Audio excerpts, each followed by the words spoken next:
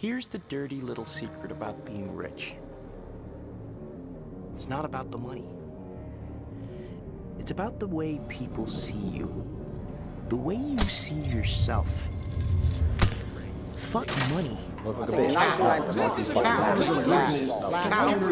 walk into hell and tell them, oh, I'm gonna burn you. You know what? I'm a master of Yeah, human they're all over the psychology. internet because I'm a bad boy.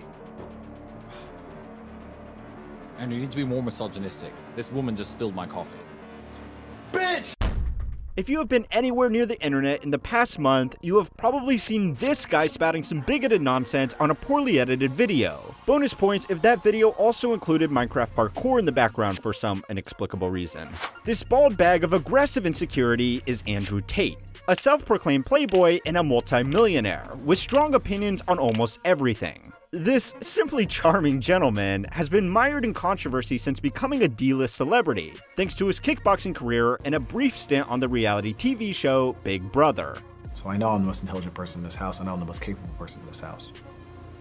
Fact. He is now allegedly being investigated for some extremely serious crimes, which begs the question, why is he attracting so much attention to himself?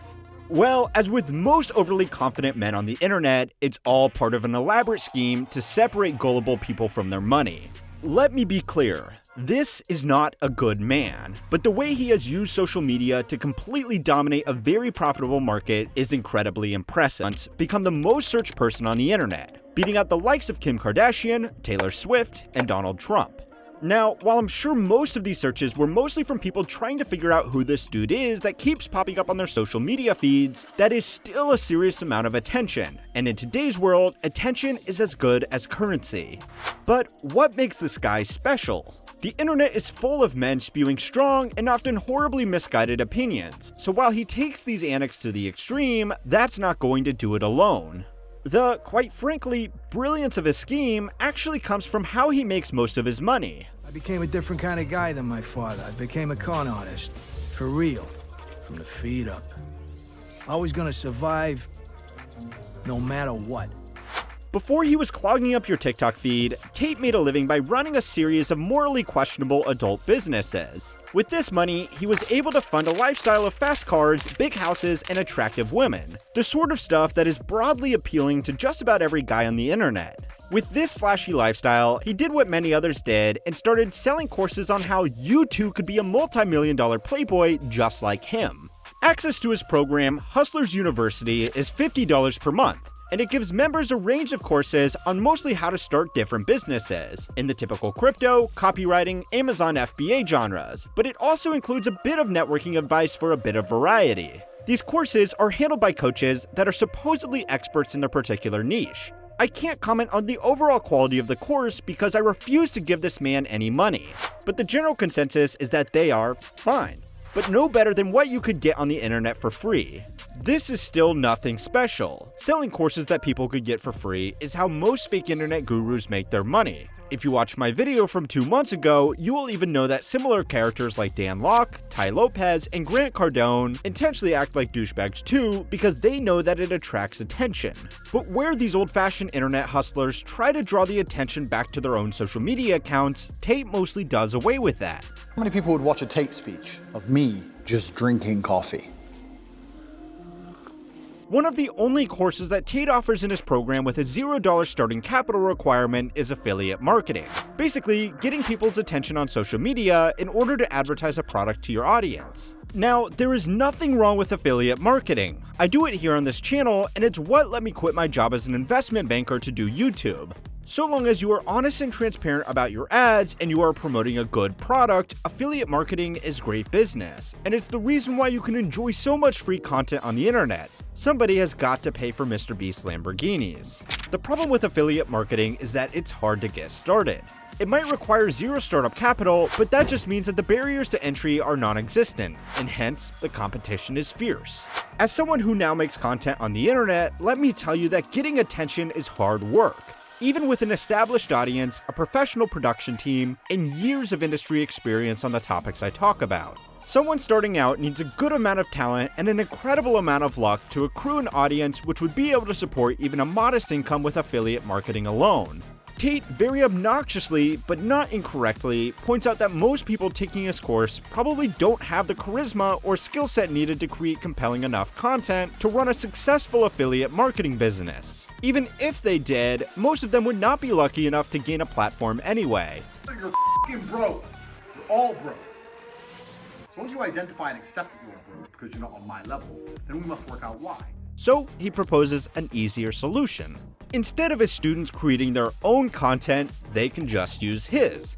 Tate spends most of his working day doing podcasts and interviews where he will say controversial stuff in a very confident way. Or instruct a female to provide sustenance. Cook. And get back to world conquest. You have better things to do. Controversy is jet fuel for the video algorithms of YouTube, TikTok, Facebook, Instagram, and everywhere else this guy shows up.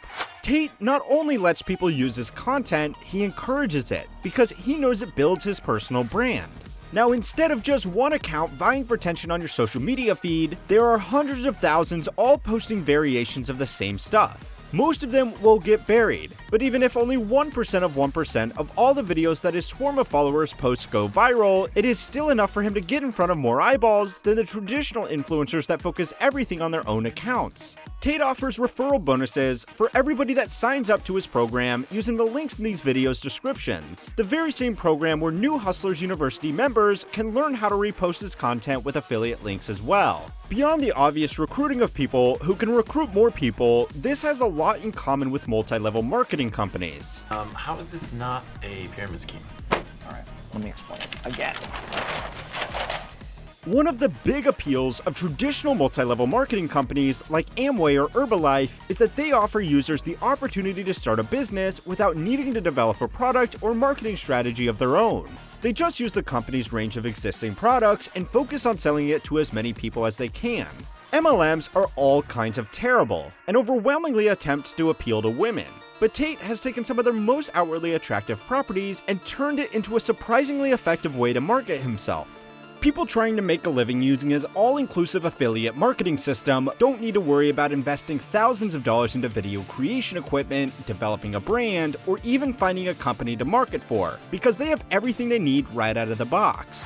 Of course, masking this system as easy as screen recording Tate interviews and uploading these videos onto dozens of social media accounts only exacerbates the low barrier to entry problem. But that doesn't matter to Tate. I don't have an account. Everyone can steal my shit. I don't give a f***. Most of the videos of him out there on the internet probably have 0 views, and we just never see them. But if his students post literally millions of his videos all over the internet, some of them are bound to break through.